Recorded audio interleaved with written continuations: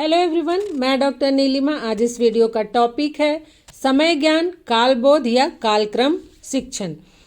Topic पर चर्चा करने से पहले यदि आप बीएड के सिलेबस का हिंदी ट्रांसलेशन चाहते हैं या फिर कोर्स 1, 2, 3, 5, 10 और 9 के सभी टॉपिक्स की वीडियो चाहते हैं तो डिस्क्रिप्शन बॉक्स में इसके लिंक दिए हुए हैं, आप वहां जाकर देख सकते हैं। इसके अतिरिक्त भी बीएड के प्रीवियस क्वेश्चंस, मेथड के कॉमन टॉपिक्स के video, micro teaching, teaching skills, lesson plan कैसे बनाते हैं, एग्जाम में आंसर कैसे लिखते हैं और पेडागोगी के प्रैक्टिकल एग्जाम की तैयारी कैसे करें इत्यादि बीएड से संबंधित अन्य वीडियो देखने के लिए डिस्क्रिप्शन बॉक्स में जाकर अपनी आवश्यकता के अनुसार वीडियो के लिंक प्राप्त कर सकते हैं। तो आइए शुरुआत करते हैं। इतिहास में समय ज्ञान, कालबोध, कालक्रम शिक्षण।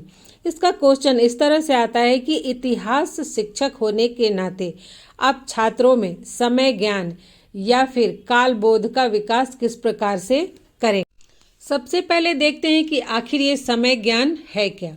तो इतिहास क्या है? ये अतीत की घटनाओं का लेखा जोखा है, लेकिन एक बात यहाँ पर ध्यान रखेंगे कि इतिहास में उन्हीं घटनाओं का वर्णन किया जाता है जो महत्वपूर्ण होती हैं, क्योंकि सभी घटनाएं जो इतिहास में हुई उनका वर्णन तो हम नहीं करते, उनका अध्ययन तो हम नहीं करते हैं। जो भी महत्वपूर्ण घटनाएं हैं उनका ही अध्ययन हम करते हैं। तो ये जो इतिहास में घटनाएं घटित हुई हैं, ये सभी घटनाएं अलग अलग समय में घटित हुई हैं, उनका समय अलग अलग है और अतीत की इन घटनाओं का या समय का अलग अलग कोई भी अस्तित्व नहीं होता है। किंतु जब हम इन घटनाओं का संबंध समय के साथ जोड़ देते हैं, अर्थात हम समय के साथ किसी घटना को संबंधित कर देते हैं, तब वह समय और घटना दोनों ही अर्थपूर्ण हो जाते हैं। इतिहास की घटनाएं एक के बाद एक क्रम में घटित होती रहती हैं। इनका संबंध भी किसी समय या काल या व्यक्ति से होता है। इसलिए इतिहास का अध्ययन करने से पहले कालबोध, समय ज्ञान एवं कालक्रम का ज्ञान होना अति आवश्यक है, क्योंकि इसके अभाव में अर्थात समय ज्ञान के अभाव में इतिहास पढ़ने में छात्र रुचि नहीं लेंगे। समय ज्ञान के द्वारा ही ऐतिहासिक घटनाओं को छात्रों को स्पष्ट रूप से समझाया जा सकता है, क्योंकि जो भी घटनाएं हैं जब उनका संबंध किसी तारीख से, किसी ईयर से जब हम जोड़ते हैं तो वो घटना और भी स्पष्ट हो जाती है कि वो घटना कब हुई थी, कहाँ हुई थी, किससे संबंधित थी, किसी व्यक्ति से या किसी क्षेत्र से संबंधित थी। इस प्रकार से हम कह सकते हैं कि समय ज्ञान का अर्थ हुआ कि घटना घटने के समय का ज्ञान, कि वो घटना किस समय में हुई थी। कालबोध या समय ज्ञान के साथ एक और शब्द जुड़ा हुआ है, कालक्रम, अर्थात जो भी इतिहास की घटनाएं हैं उनके घटने का क्रम। क्योंकि हम ऐतिहासिक घटनाओं का जो अध्ययन करते हैं तो उनके घटने के समय के क्रम के अनुसार ही हम उनका अध्ययन करते हैं। तो इस प्रकार से कालक्रम क्रमबद्ध समय ज्ञान है, अर्थात अतीत में जो भी घटनाएं हुई हैं उनके घटने के समय के आधार पर उन्हें एक क्रम में या क्रमानुसार अंकित करने की प्रक्रिया को ही कालक्रम कहते हैं। लेकिन ऐतिहासिक घटनाओं की तिथियों, शताब्दियों को जान लेना, रट लेना ही कालबोध नहीं है, बल्कि ऐतिहासिक घटनाओं को समय तथा स्थान के परिप्रेक्ष्य में या संदर्भ में समझने को ही हम कालक्रम ज्ञान या समय ज्ञान या कालबोध कह सकते हैं। ऐतिहासिक घटनाओं को जब उनके समय के अनुसार क्रमबद्ध करके अध्ययन किया जाता है तो उसे समझने में आसानी होती है। काल दिशा के द्वारा घटनाओं के समय के साथ साथ होने वाले परिवर्तनों का भी बोध होता है। हम पढ़ते हैं ना कि किस तरह से मानव सभ्यता में परिवर्तन होता गया, किस तरह से मानव सभ्यता उत्थान की ओर बढ़ती गई। अब हम कालक्रम, कालबोध या समय ज्ञान की कुछ परिभाषाएं देख लेते हैं। पहली परिभाषा है प्रोफेसर प्यारे की। इन्होंने कहा है कि समय ज्ञान वह शक्ति है जिसकी सहायता से हम जीवन और क्रियाशीलता का अनुभव कर सकते हैं। वहीं जो दूसरी परिभाषा है वह है प्रोफेसर घाटे की। इन्होंने कहा है कि निसंदेह कालबोध कुछ संबद्धताओं के अंतर्गत जीवन तथा क्रिया को समझने की योग्यता है। शिक्षा शब्दकोश के अनुसार कालक्रम सामान्यतया प्रारंभ से अंत तक अथवा अति प्राचीन से अर्वाचीन तक घटित होने के उनके क्रम के अनुसार व्यवस्थित वस्तुओं अथवा घटनाओं का लिखित विवरण अथवा तालिका अथवा सूची है। अब हम देखेंगे कालबोध या कालक्रम के तत्व कौन कौन से हैं, वो कौन कौन से एलिमेंट हैं जिनके द्वारा जो समय ज्ञान है, टाइम सेंस है, उनका विकास किया जा सकता है। तो इतिहास का शिक्षण कार्य करते समय ऐतिहासिक घटनाओं के संदर्भ में यह ज्ञान देना महत्वपूर्ण होता है कि ये घटनाएं कब, कहाँ और कैसे हुई, इनकी समय अवधि क्या थी, अर्थात जो घटना घटी वो कितने समय तक उस घटना का प्रभाव था या कितने समय तक वो घटना चलती रही। कालक्रम का ज्ञान प्राप्त करने के लिए सर्वप्रथम कालक्रम के तत्वों का ज्ञान होना आवश्यक है, उनके एलिमेंट्स के विषय में जानना अति आवश्यक है। और जो टाइम सेंस के एलिमेंट है वो 4 हैं। नंबर 1 है समय का स्थान या स्थिति या स्थापन, 2 है समय की दूरी, 3 है समय की अवधि और 4th है समय का संबंध। नंबर 1 है समय का स्थान, स्थापन या स्थिति। समय स्थापन का तात्पर्य है तिथियों को घटनाओं तथा तथ्यों के परिप्रेक्ष्य में रखना। अतीत में घटी किसी घटना का अध्ययन सिर्फ यदि घटना के घटने के स्थान एवं समय के बिना किया जाए तब वह सार्थक नहीं होती है, उसका कोई अर्थ नहीं होता है। जैसे सिर्फ यदि हम कहें कि 1947 तो इसका कोई भी अर्थ नहीं होता है, किंतु जब हम कहें कि 1947 ईस्वी में हमारा देश भारत स्वतंत्र हुआ तब जाकर 1947 ईस्वी का मूल्य सार्थक होता है। इसी प्रकार से एक उदाहरण और देखते हैं।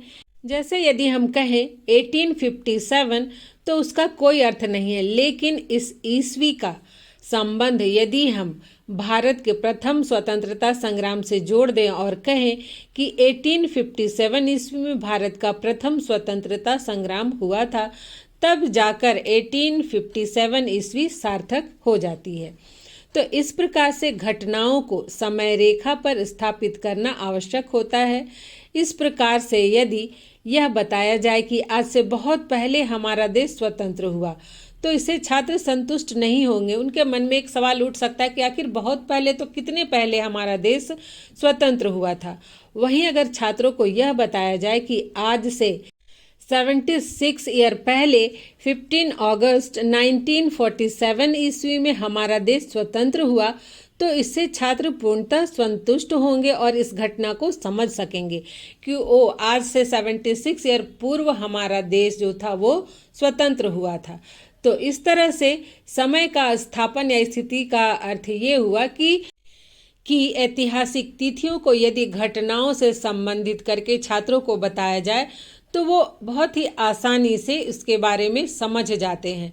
और उसी तरह से ये भी बताना जरूरी है कि ये घटना आज से कितने वर्ष पूर्व हुई, तब छात्र इतिहास पढ़ने में रुचि लेते हैं, क्योंकि उन्हें जो भी ऐतिहासिक घटनाएं हैं वो बहुत ही आसानी से समझ में आ जाती हैं। उनके सामने जो भी ऐतिहासिक तथ्य हैं वो स्पष्ट हो जाते हैं। नंबर 2 है समय की दूरी। समय की दूरी का अर्थ है कि दो ऐतिहासिक घटनाओं या ऐतिहासिक व्यक्तियों या ऐतिहासिक कालों के बीच के समय का विस्तार। कोछर महोदय ने कहा है कि दूरी का तात्पर्य समय का विस्तार है जो दो व्यक्तियों के मध्य या दो घटनाओं के मध्य या दो कालों के मध्य स्थित होता है। जैसे कि एक उदाहरण से हम समझते हैं कि हमारा देश 1947 ईस्वी में स्वतंत्र हुआ। इसे वर्तमान से घटाने पर हम यह कह सकते हैं कि हमारा देश 76 ईयर पहले स्वतंत्र हुआ था। तो इससे घटना का स्पष्ट चित्र सामने उपस्थित हो जाता है। इसी प्रकार से यदि कहा जाए कि हमारा संविधान 1950 में लागू हुआ, लेकिन यदि हम यह भी कहें कि हमारा संविधान 73 ईयर पहले लागू हुआ, तो इससे यह घटना और भी अधिक स्पष्ट हो जाती है। इसका स्पष्ट चित्र छात्रों के सामने उपस्थित हो जाता है। इसी प्रकार से ऐतिहासिक महापुरुषों, ऐतिहासिक व्यक्तियों के विषय में भी बताया जा सकता है कि जो महापुरुष हुए हैं उनके समय के बीच में क्या दूरी है, उनका समय कब था और दूसरे महापुरुष का या दूसरे शासक का कब समय था। टाइम सेंस का जो तीसरा एलिमेंट है वह है समय की अवधि।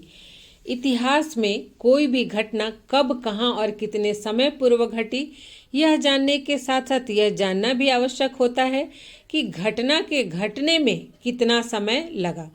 जैसे यह जानना तो आवश्यक है कि हमारा देश भारत 15 अगस्त 1947 ईस्वी में स्वतंत्र हुआ, लेकिन साथ साथ यह जानना भी आवश्यक है कि हमारे देश की आज़ादी में कितना समय लगा।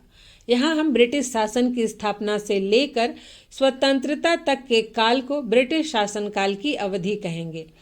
वैसे तो कहा जाता है कि लगभग 200 वर्षों तक ब्रिटिशों ने हमारे देश पर शासन किया, किंतु वैसे देखा जाए तो 1608 में अंग्रेज सबसे पहले भारत आए थे, लेकिन 1757 ईस्वी में पलासी के युद्ध के बाद ही भारत में ब्रिटिश शासन की स्थापना की औपचारिक शुरुआत मानी जाती है। इस आधार पर हम कह सकते हैं कि भारत पर ब्रिटिश शासन 190 वर्ष तक रहा। दूसरे शब्दों में ब्रिटिश शासकों ने कुल 190 वर्षों तक, ईयर्स तक भारत पर शासन किया। तो इसमें हम यह बताते हैं कि जो ऐतिहासिक घटना थी उसके घटने की क्या अवधि थी। जैसे किसी शासक के विषय में भी बता सकते हैं कि हाँ, उनका शासनकाल कितने समय तक था, या फिर कोई सभ्यता, वो उस सभ्यता का काल क्या था। तो इस तरह से समय की अवधि भी स्पष्ट करना आवश्यक है। टाइम सेंस का जो फोर्थ एलिमेंट है वह है समय का संबंध। समय के संबंध का तात्पर्य है कि इतिहास की किसी घटना या व्यक्ति या वस्तु का किसी भी तिथि के साथ संबंध। कोई भी तिथि का अपना कोई महत्व नहीं होता है या उसका कोई अर्थ नहीं होता है, लेकिन जब किसी भी ऐतिहासिक तिथि को किसी व्यक्ति या घटना से जोड़ दिया जाता है तब वह अर्थपूर्ण बन जाती है। जैसे 563 ईसा पूर्व, 1857 और 1947 ईस्वी या 1950 ईस्वी आदि तिथियों का कोई अर्थ नहीं है। ऐसे इसे देखने में कुछ भी समझ नहीं आ रहा है, किंतु जब इन तिथियों को कालक्रम के अनुसार किसी घटना से यदि जोड़ दें तो वह महत्वपूर्ण बन जाती है और अर्थपूर्ण बन जाती है। वह तिथि अर्थपूर्ण लगने लगती है। जैसे 563 ईसा पूर्व में क्या हुआ, गौतम बुद्ध का जन्म हुआ। उसी प्रकार से 1857 ईस्वी भारत का प्रथम स्वतंत्रता संग्राम, 1947 ईस्वी भारत का स्वतंत्रता दिवस, 1950 ईस्वी भारत में संविधान का लागू होना। तो जब देखिए इन तिथियों के साथ घटनाओं को लिख दिया गया तो ये स्पष्ट हो गया कि इन तिथि में कौन कौन सी घटनाएं हुई थी।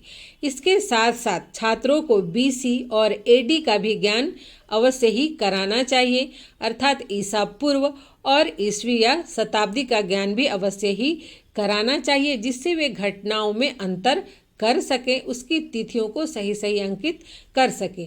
बीसी और एडी क्या है इसके विषय में मैं एक अलग से वीडियो बना दूंगी, जिसे आपके सामने यह और भी स्पष्ट हो जाए। अब तक हमने देखा कि टाइम सेंस के एलिमेंट्स क्या हैं, लेकिन छात्रों में टाइम सेंस किस तरह से विकसित किया जाए। तो टाइम सेंस या कालक्रम या कालबोध विकसित करने के कई साधन हैं। इतिहास शिक्षक के रूप में छात्रों में समय ज्ञान विकसित करने के लिए निम्नलिखित साधनों का उपयोग किया जा सकता है। ए है समय चार्ट, बी है समय रेखा, सी है समय ग्राफ और समय प्रलेख। कालबोध विकास करने के इन साधनों की चर्चा मैं अपने अगले वीडियो में करूंगी, जिसमें हम देखेंगे कि किस प्रकार से समय चार्ट या समय रेखा या समय ग्राफ का निर्माण किया जाता है, समय प्रलेख या आलेख क्या है। तो आशा करती हूँ ये वीडियो आपके लिए हेल्पफुल होगा। आज यहीं तक, मिलते हैं नेक्स्ट वीडियो में।